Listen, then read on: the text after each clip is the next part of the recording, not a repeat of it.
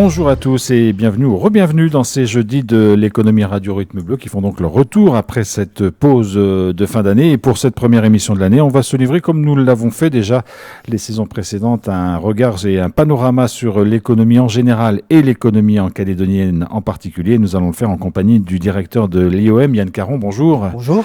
Et merci d'avoir accepté cette invitation pour se livrer à cet exercice un peu particulier. Alors évidemment, avant de parler stricto sensu de la situation économique en Nouvelle-Calédonie, on va dire un petit mot de la situation globale mondiale parce qu'on sait que les marchés sont toujours bouleversés, que les économies sont toujours tendues. On se rappelle qu'il y a eu la crise Covid, qu'il y a eu la guerre en Ukraine, qu'il y a maintenant la guerre au Proche-Orient et que tout ça continue à peser sur les économies mondiales. On parle beaucoup d'inflation, je crois que ça touche beaucoup de pays dans le monde. On parle beaucoup de hausse des taux de crédit, ça touche aussi beaucoup de pays dans le monde. Bref, on n'est pas dans une situation économique très sereine au niveau international. Non, nous restons effectivement dans une situation qui est globalement défavorable. L'inflation a plutôt tendance à se maîtriser petit à petit, donc ça c'est le bon côté des choses. On n'est pas encore parvenu à cette espèce de cible d'inflation de 2% que vise notamment la BCE, et qui est le niveau raisonnable pour que cela fonctionne bien dans l'économie. Vraisemblablement, on devrait y parvenir en 2025, il y a encore du chemin à parcourir. Néanmoins, les tensions inflationnistes ont tendance à se tasser, donc c'est plutôt une bonne nouvelle. Mais en se tassant, c'est en partie dû aussi aux actions des banques centrales qui ont fortement resserré leur politique monétaire, qui l'ont normalisée, à la fois en montant de liquidité, mais aussi en taux d'intérêt qui se sont rehaussés fortement. Et évidemment, ça met les économies sous contrainte. Donc en plus de tous ces phénomènes internationaux très défavorables que vous venez de citer, on a également ce niveau élevé de taux d'intérêt, ces tensions inflationnistes qui persistent et qui font que clairement les anticipations d'activité sont plutôt défavorables pour l'année 2024. Est-ce qu'après des années où les choses ont quand même beaucoup bougé, on a une économie mondiale, on regarde encore ça de très loin, qui a quand même tendance un petit peu à se poser ou en tout cas à être moins soumise à des soubresauts tels qu'on les a connus ces 3-4 dernières années, ou est-ce que ça reste tendu ? Je ne pense pas qu'on puisse le dire ainsi. Elle est plutôt dans la tourmente déjà d'évolutions géostratégiques qui sont profondes. Bien sûr, la montée de l'Asie, de la Chine qui se renforce, des tensions politiques qui sont extrêmement fortes. Vous l'avez cité, la guerre en Ukraine, maintenant la guerre au Proche-Orient. Tous ces facteurs peuvent être extrêmement déstabilisants, sans jamais oublier que le pétrole du monde vient en grande partie du Moyen-Orient, donc des facteurs importants. C'est aussi 2024 une année d'élection dans le monde entier, notamment aux États-Unis, avec une bascule qui pourrait être forte dans un sens ou dans un autre. Donc les perturbations internationales sont très fortes et elles se ressentent bien sûr jusqu'en Nouvelle-Calédonie. Voilà, c'est vrai qu'on ne dresse pas forcément toujours de lien direct entre ce qui se passe dans le monde et en Calédonie, mais voilà, les économies aujourd'hui sont interconnectées et tout agit sur tout, c'est ça qu'il faut rappeler. Totalement, et notre économie est un peu particulière parce qu'elle est à la fois fortement, je dirais, centrée sur elle-même, et en même temps, parce qu'on est une économie fortement de consommation d'un petit territoire qui est plutôt assez insulaire, qui est assez protégé, qui se protège parfois un petit peu à l'excès, qui n'est pas très ouvert, et en même temps, on est complètement arrimé au monde entier, puisqu'on est une économie qui est exportatrice, avec une spécialité nickel qui est très forte, qui nous rend plus vulnérables encore aux variations internationales. Et puis on est une économie avant tout de consommation, ça veut dire d'importation, et qui là également est très vulnérable aux variations de prix et également aux perturbations du commerce international et du transport international, maritime notamment. Et c'est tout cela qu'on vit depuis quelques années. Alors justement, intéressons-nous maintenant un peu plus à cette actualité, à cette économie de la Nouvelle-Calédonie. Avant d'en venir à la situation un peu plus précise de cette fin 2023 et début 2024, il faut regarder quand même quelques années en arrière parce que ce qui se passe aujourd'hui est aussi la conséquence de ce qu'on a connu ces dernières années. 2020, la crise Covid, 2021, 2022, où on a vu un petit rebond paraître, mais voilà, un rebond de courte durée. Un vrai rebond en 2022, effectivement. On l'a estimé à peu près à 3,5% de croissance du PIB dans le cadre du sérum, ce qui est beaucoup, oui, tout à fait. C'est un beau rebond. Moi, j'appellerais ça un rebond rattrapage, c'est-à-dire que globalement, dans les années qui ont précédé, on a eu une faible dynamique économique, même de la régression économique, une économie en récession globalement depuis la fin 2018, donc 3 années environ. Et puis plus particulièrement avec la fermeture du territoire, les confinements internes, etc. Il y a eu peu d'investissements, il y a eu un besoin de rattrapage en 2022, avec un an de décalage par rapport au monde entier, et c'est bien réalisé. C'est du rattrapage en partie de consommation, une envie de consommer, mais c'est surtout du rattrapage aussi d'investissement des entreprises qui ne l'avaient pas fait auparavant, avec un peu plus de visibilité dans tous les domaines. C'est du rattrapage aussi dans le domaine immobilier. Ça a été une très forte dynamique immobilière dans l'année 2022. Et il ne faut pas l'oublier, avec un effet un peu d'opportunité, parce que les taux d'intérêt restaient encore très bas à ce moment-là. Donc certains se sont dit, c'est le moment ou jamais. Voilà, mais tout ça a fait un peu feu de paille. Alors pour quelle raison? Qu'est-ce qui s'est passé? Pourquoi ce rebond qui s'est amorcé en 2022 s'est presque inversé en 2023? Je dirais, dans un langage un peu trivial, on est à un retour à la réalité, un peu à la dure réalité des fondamentaux de l'économie calédonienne, de notre environnement. Et donc, si on regarde cela dans une perspective un petit peu plus longue, on regarde la trajectoire de l'économie calédonienne, ça fait plusieurs années qu'on est dans une trajectoire d'une économie en contraction, même en récession, et 2022 fait juste figure d'exception. Et donc, nous revenons en 2023, et somme toute, ça n'a rien d'étonnant, finalement, à ces fondamentaux de l'économie calédonienne, qui se sont même un petit peu renforcés, aggravés. Parce qu'on ne revient pas juste, je dirais, au niveau d'activité de 2019. On enregistre un endettement plus élevé de la collectivité de Nouvelle-Calédonie, une fragilisation des entreprises, plus endettées elles également, avec la nécessité de rembourser leur PGE maintenant. On enregistre toutes ces tensions du commerce international, une inflation qui fait que pour bon nombre d'entreprises, il est difficile de répercuter les augmentations de prix. Une fragilisation d'une part de la population, on le voit notamment dans le regard de la grande distribution. On voit que l'activité de consommation se maintient, mais en même temps que le panier moyen de la consommation est plus faible, des achats plus répétés mais plus faibles en montant, et donc tout ça traduit manifestement un changement un petit peu en profondeur du niveau de vie des gens. Alors ce changement en profondeur, il est dû à quoi? Et ce stop finalement dans le rebond qu'on a vécu en 2022, il y a sans doute plusieurs facteurs. Bon, vous en avez évoqué certains. On n'a pas encore parlé du nickel. Est-ce qu'aujourd'hui l'économie calédonienne, dont on sait qu'elle est très quand même dépendante du nickel et de ses cours, on voit aussi les problèmes que rencontrent les usines aujourd'hui, est-ce que ça pèse très considérablement sur l'évolution de l'activité économique en 2023? Oui, ça pèse et ça pèse lourd. Dans les années Covid, et même dans l'année 2022, on a eu le grand bénéfice finalement d'un niveau de cours internationaux du nickel qui était très favorable, d'une reprise économique. Heureusement, ça a évité d'aggraver notre propre crise interne. Et puis, l'année 2021, dans le monde entier, a été une année de reprise économique, même si la nôtre a été décalée.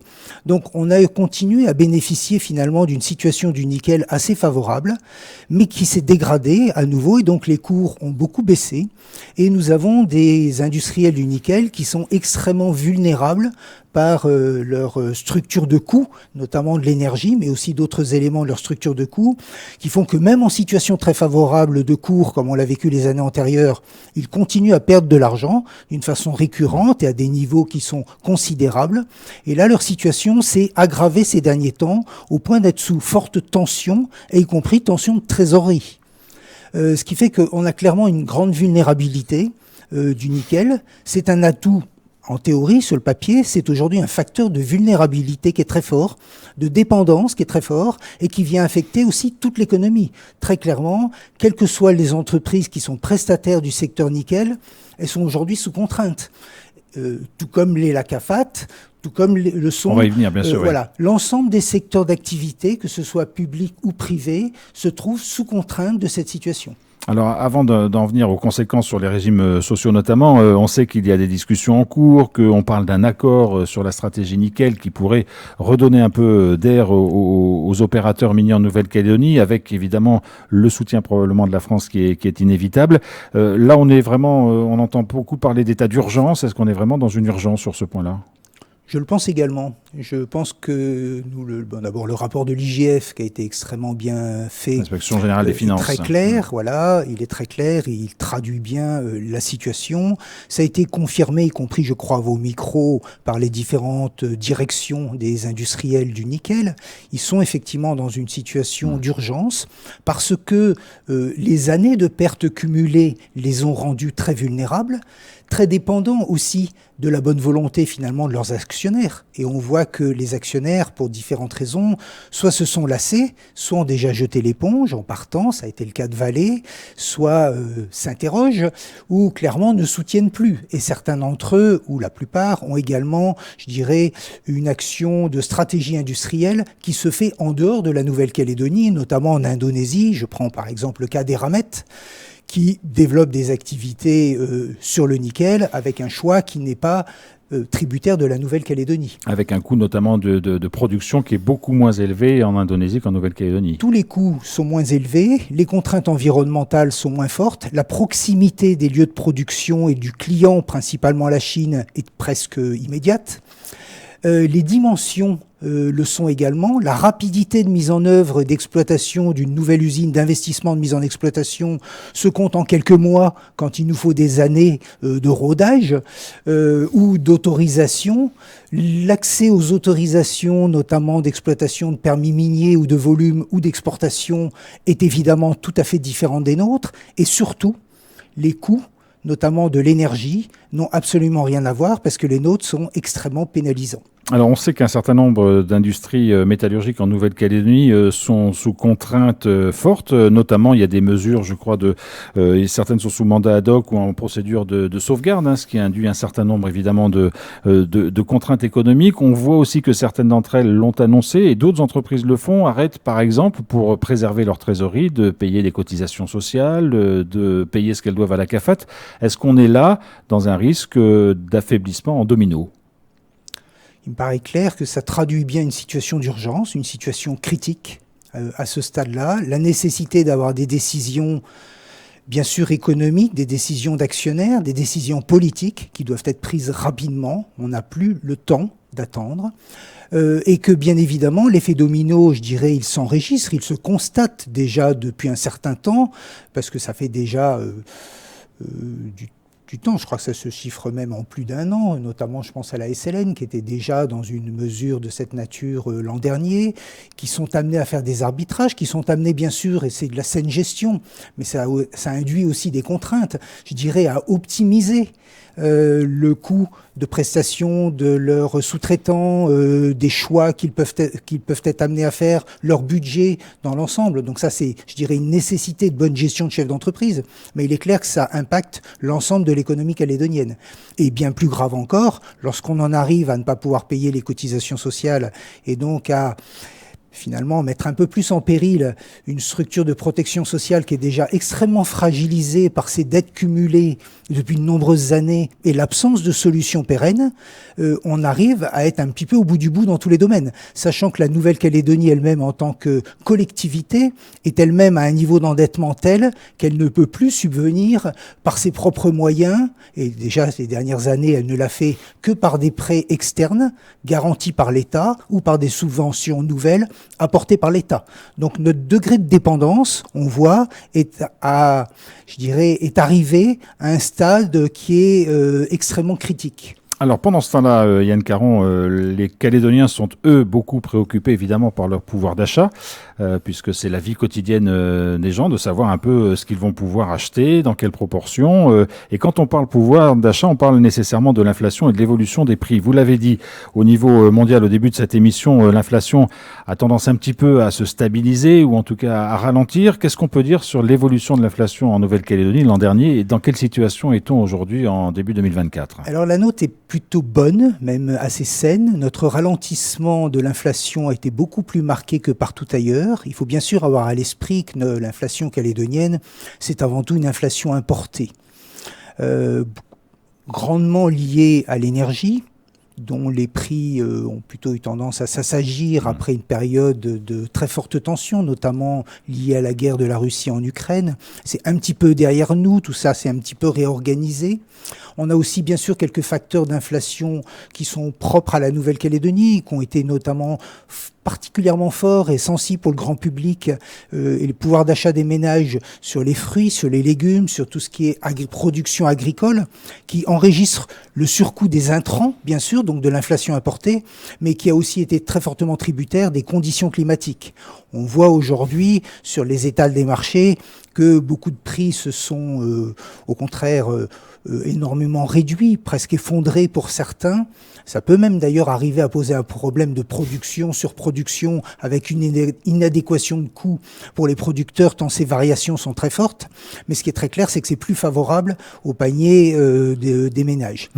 Mais voilà, globalement, on a une inflation qui s'est fortement réduite.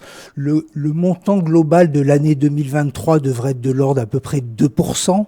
Ces derniers mois, on a eu des inflations. On a même eu en octobre, je crois, une inflation négative de moins 0,7.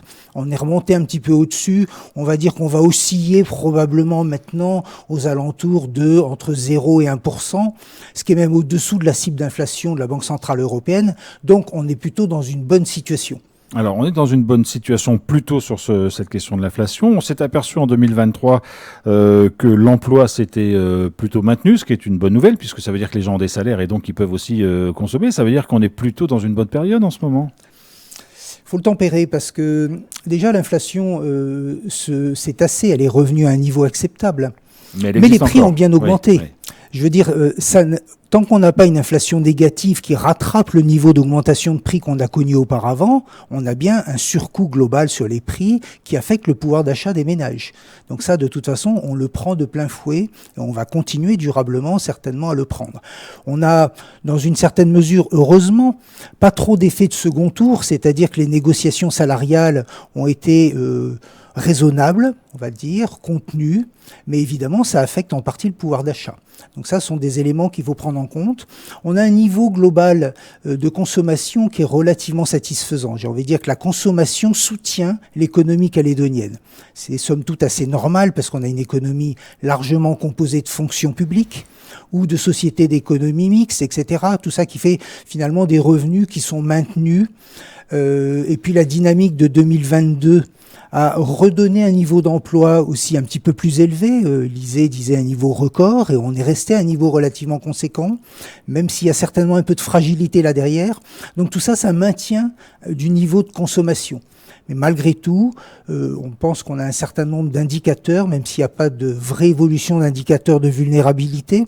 Mais comme je le disais tout à l'heure, on le voit notamment dans la distribution, sur le panier de la consommation, comme on dit le panier de la ménagère, sur la façon de consommer, qui laisse penser qu'il y a des évolutions tout de même en profondeur qui traduisent une fragilisation.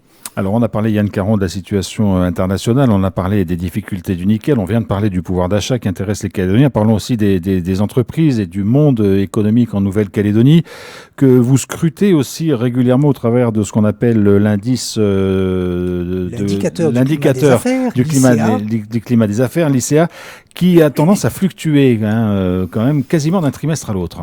Oui, mais malheureusement, ça fait 4 trimestres de suite qu'il est orienté à la baisse. Je pense que plus que toute autre chose, c'est un indicateur dont on voit bien la fiabilité dans la longue période. On voit a posteriori qu'en définitive, le PIB colle bien à cet indicateur, ou peut-être l'inverse, l'indicateur est bien un chiffre avancé de ce que confirmera le PIB dans un deuxième temps. Et donc effectivement, on a eu, comme je disais tout à l'heure, depuis 2018, une régression de tout cela. On était très en dessous sur cet indicateur de la moyenne de longue période, et ça c'est l'avis des chefs d'entreprise dans l'enquête que l'on peut faire. 2022 a été une reprise forte, l'indicateur est revenu très au-dessus du niveau de cette longue période, et on l'a bien retrouvé finalement. Ça nous surprenait même de voir à quel point il était supérieur. Et en définitive, le calcul a posteriori d'un taux de croissance du PIB de 3,5 le confirme bien. Et depuis la fin, le dernier trimestre 2022, c'est-à-dire tout ça, ça a été à cheval un petit peu. C'était la croissance, le rebond s'est amorcé au dernier trimestre 2021. Il a couvert les 3 premiers trimestres 2022 et depuis le dernier trimestre 2022 jusqu'au 3e trimestre 2023, je n'ai pas encore le 4e, mais je n'ai aucun doute sur le fait qu'on sera dans la même tendance. On est dans une tendance de réduction régulière, d'effritement de cet indicateur, ce qui veut dire que le moral des chefs d'entreprise, sur tous les éléments, sur leur niveau d'activité, leur appréciation sur leur niveau d'activité, leur perspective leur prévision d'investissement, leur trésorerie, trésorerie, leur anticipation d'activité, globalement, est défavorable. Alors c'est défavorable, mais est-ce qu'il faut s'en inquiéter gravement? Ce que je veux dire, c'est qu'on sait qu'il y a encore des incertitudes qui pèsent sur l'avenir de Nouvelle-Calédonie, même si certains sont levés. Il y a encore des discussions en cours. On sait que toutes les choses ne sont pas réglées, ne sont pas posées. Est-ce que malgré cette tendance, cette anxiété finalement des chefs d'entreprise, il y a encore en Calédonie tous les ingrédients pour que les choses repartent si jamais il y a des éclaircissements qui arrivent sur le plan institutionnel notamment? Il faut l'espérer, il faut donner une touche positive bien sûr et une touche d'optimisme, mais le constat actuel, c'est que les chefs d'entreprise ont une faible visibilité. Ils n'ont que de l'incertitude et j'ai envie de dire que c'est une des caractéristiques aussi qui explique cette évolution de l'année 2023 par rapport à 2022. 2022, il y a tous les facteurs positifs que nous avons évoqués, mais il y a eu surtout le référendum qui a rassuré dans un premier temps. On s'est dit, on a une perspective et elle va s'inscrire à horizon 18 mois, comme ça avait été annoncé. Ça rassurait doublement. Deuxièmement, on avait la fin de la crise sanitaire et ça rassurait et ça redonnait de l'espoir. Et puis, on avait une dynamique de reprise économique mondiale qui était favorable. Donc, il y avait toute une... Et puis, on avait, comme on l'a évoqué tout à l'heure, des cours du nickel aussi qui étaient très porteurs. C'est vrai. Aujourd'hui, l'ensemble de ces éléments ne sont plus au rendez-vous. Et nous avons également une aggravation des finances publiques pendant toute cette période, des finances publiques, mais aussi de l'endettement des entreprises. Et l'aggravation des finances publiques fait porter une situation plus tendue encore aux entreprises. Puisque globalement, quand l'hôpital, la CAFAT ou d'autres intervenants ou Enercal ne sont pas en capacité de payer ou d'être payés eux-mêmes, Enercal par le gouvernement de la Nouvelle-Calédonie, ça se traduit forcément par des délais de paiement que portent les autres entreprises. Donc il les fragilise alors qu'elles sont déjà dans une situation de fragilité avec, je dirais, les effets de la crise Covid, le post-crise Covid qu'il faut continuer à assumer, je l'ai souvent évoqué. Ce qui a été fait dans tout le soutien de la crise Covid, ça a été en partie, une grande partie des aides a conduit à différer dans le temps le poids de la difficulté qu'on portait à un moment donné. Et ce poids, on le supporte aujourd'hui. Ce poids, on le supporte aujourd'hui. Le gouvernement de la Nouvelle-Calédonie, enfin la collectivité de la Nouvelle-Calédonie le porte en partie, c'était pas que ça, mais dans les prêts qui ont été apportés par l'État, garantis par l'AFD. Les entreprises le portent sur leur PGE, tout le monde le porte aujourd'hui et il faut, face à cette fragilité, à mon avis, de façon indispensable, apporter des facteurs, je dirais, favorisant l'économie privée plus que ça ne l'est aujourd'hui. Alors justement, et ce sera le dernier volet de ce panorama auquel on va se livrer avec vous, et c'est un secteur qui vous intéresse et que vous connaissez particulièrement bien, c'est évidemment le secteur bancaire. On sait aujourd'hui que dans des économies un petit peu tiraillées, contraintes, comme on aime à le dire, parce que c'est un mot qui revient souvent quand on parle de l'économie, les banques ont un rôle extrêmement important. Aujourd'hui, il y a de l'inquiétude sur les banques calédoniennes où elles jouent ce rôle de régulateur et de soutien de l'économie là où elles peuvent le faire et quand elles peuvent le faire encore. Je dirais qu'elles font leur boulot. Elles ont bien financé l'économie. Elles ont toujours eu tendance à financer l'économie à un taux de croissance de leur production de crédit et de leurs encours de crédit très supérieur au taux de croissance de l'économie. Ce qui peut interpeller d'ailleurs. Parce qu'il y a un moment où l'écart peut poser problème, notamment sur le marché immobilier, avec peut-être des excès sur le marché immobilier. Il y a eu quelques périodes de tension, notamment de liquidité, on le sait bien en Nouvelle-Calédonie. Un système récurrent, enfin un problème récurrent en Calédonie. On a un déficit structurel de liquidité, c'est-à-dire que les dépôts qui sont faits auprès des banques sont toujours insuffisants parce qu'une part sort de Nouvelle-Calédonie pour différentes raisons et ça s'est un peu accru pendant un temps donné, en fin 2022, début 2023. Ça a accru des tensions de liquidité qui ont effectivement été un petit peu plus délicates à gérer pour les banques. L'IOM a fait ce qu'il fallait en réinjectant une liquidité additionnelle. On a mis 2 lignes de crédit de plus que celles que nous mettions, 2 lignes de 20 milliards chacune, et on a maintenu toutes les lignes de crédit que nous avions déjà apportées. C'est-à-dire que l'IOM soutient l'économie calédonienne, l'économie aussi de la zone franc-pacifique, à des hauteurs qui sont très importantes. Pour la Nouvelle-Calédonie, c'est de l'ordre de 160 milliards, plus que l'on apporte en réescompte, qui est un petit peu différent. Donc, si on a à l'esprit que le PIB de la Nouvelle-Calédonie, sur une année, c'est à peu près 1000 milliards, que le total des bilans des banques, c'est à peu près le même montant, on voit que ce sont des sommes injectées qui sont très très conséquentes et qui viennent soutenir l'économie. Donc les banques ont les moyens de mener leurs activités. Il faut bien prendre en compte aussi que c'est un métier d'industriel, la banque. Il a été très perturbé par ces augmentations de taux. Faut prendre en compte aussi que les entreprises comme les particuliers, notamment dans l'immobilier, face à une telle augmentation des taux d'intérêt, peuvent avoir intérêt à faire un arbitrage, à se dire on va attendre un retour à des conditions un petit peu plus favorables avant d'investir. Et c'est un calcul qui est normal et qui est relativement sain. Donc tout de même un peu moins de demande de crédit et puis un peu plus de montée du risque, qui peuvent amener également les banques à être vigilantes sur la nature de leurs risques. Alors ça veut dire, et c'est important de le souligner, Yann Caron, qu'une des taux d'intérêt qui se retrouvent hauts ou en tout cas en évolution, c'est pas forcément bon pour les banques. On pourrait se dire, c'est bien, elles prêtent de l'argent, on va leur en rendre beaucoup plus que ce qu'elles ont prêté, mais en fait ça a aussi des conséquences peut-être sur les volumes d'activité qu'elles peuvent avoir à gérer. Oui, la banque, elle collecte des dépôts. Elle peut acheter de l'argent aussi, notamment auprès de l'IOM, et elle fait comme un autre commerçant, finalement, elle le replace et elle prend une marge. Donc, lorsque les taux étaient extrêmement faibles, sa capacité à trouver une marge au monde bancaire était relativement faible.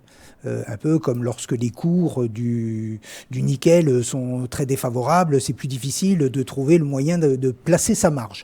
Donc le fait que les taux aient repris un niveau un petit peu plus raisonnable, un petit peu plus cohérent dans une longue durée, par rapport au coût de la collecte, par rapport à la courbe des taux. Normalement, plus le prêt est long, plus les taux devraient être élevés, ce qui n'était pas le cas ces dernières années.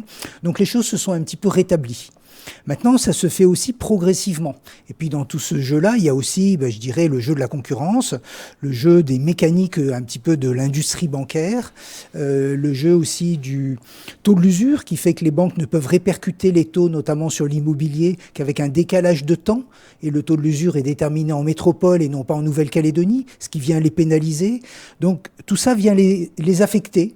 Pour autant, elles font leur travail, elles accompagnent l'économie et on voit également que les besoins, notamment des entreprises, ces derniers temps, ça rejoint ce que nous évoquions tout à l'heure, c'est moins d'investir parce qu'ils ont une assez grande incertitude face à l'avenir, parce que bon nombre d'entre eux ont plutôt investi en rattrapage en 2022, et c'est plus de privilégier leur trésorerie, et donc ça se traduit par plus de besoins de concours d'exploitation, qui effectivement peuvent être un petit peu moins favorables dans la période actuelle avec des taux plus élevés, ce qui veut dire que ça coûte beaucoup plus cher en frais financiers. Une situation de prudence, globalement, on peut dire ça comme ça. Oui, d'attentisme aussi. Beaucoup de chefs d'entreprise sont clairement prudents, je dirais même attentistes. Ils veulent avoir de la visibilité et il faut leur en donner. Il faut leur donner également, à mon avis, des conditions d'exploitation plus favorables, de meilleures perspectives.